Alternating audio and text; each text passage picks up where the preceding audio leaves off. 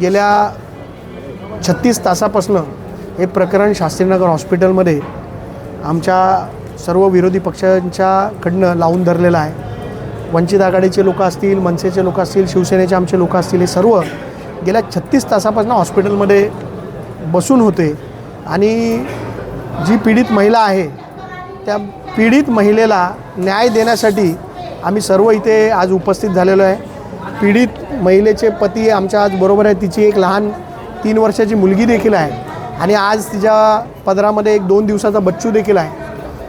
महाराष्ट्रासाठी ही दुर्दैवाची घटना आज कल्याण डोंबिवली शहरामध्ये घडलेली आहे आणि परिवाराचा आरोप आहे की ही या हॉस्पिटलच्या हलगर्जीपणामुळे ही घटना घडलेली आहे। आणि या सगळ्या गोष्टीनंतर जेव्हा डॉक्टरांशी चर्चा केली तर ज्या कुणाचं निग्लिजन्स आहे, म्हणजे ज्या कुणी हलगर्जीपणा केला आहे त्याच्यावरती गुन्हा दाखल करण्याचं कल्याण डोंबिवली महानगरपालिकेच्या आयुक्तांनी पत्राद्वारे आमच्याकडे कबूल केलेलं आहे। ज्या लोकांनी निग्लिजन्स केला आहे त्या सर्वांवर कडक कारवाई आणि गुन्हा दाखल करण्यात येणार आहे। याच्यासाठी कल्याण डोंबिवली महानगरपालिकेच्या आयुक्तांनी आम्हाला एक पत्र दिलेलं आहे आणि त्या पत्राद्वारे त्यांनी आम्हाला सांगितलेलं आहे की ज्यांनी, म्हणजे तो KDMCचा स्टाफ असो, ऑनररी डॉक्टर्स असो या कोणीही असो, त्या सगळ्यांवर गुन्हा दाखल होईल आणि आमच्या मृत ताईला न्याय मिळण्यासाठी आम्ही आज इथे उपस्थित झालो आहे।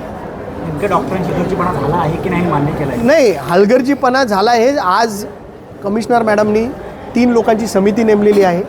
याच्यामध्ये ठाण्याचे सिव्हिल सर्जन जे आहेत त्या कमिटीचे अध्यक्ष असणार आहेत, त्याच्याबरोबर KDMCचे लोक असणार आहेत आणि हलगर्जीपणा झाला आहे का नाही हे 2 दिवसाच्या चौकशीमध्ये कळेल आणि ज्यांनी हलगर्जीपणा केला त्यांच्यावरती कडक शासन त्यांना व्हावं अशी आमची सर्व पक्षीय लोकांची मागणी आहे। आतापर्यंत त्यांनी मृतदेह घेतला नव्हता, आता पुढची भूमिका काय आता आम्ही मृतदेह आता ताब्यात घेऊन त्याचं पहिले पोस्टमॉर्टम करणार आहे आणि हे जे PM होणार आहे हे कल्याण डोंबिवलीच्या हॉस्पिटलमध्ये आम्ही नाही करणार आहे, हे जे हॉस्पिटलमध्ये आम्ही आज PM करण्याची आमची भूमिका आहे आणि त्याच्यासाठी आम्ही आता मृतदेह घेऊन जे हॉस्पिटलला जाणार आहे।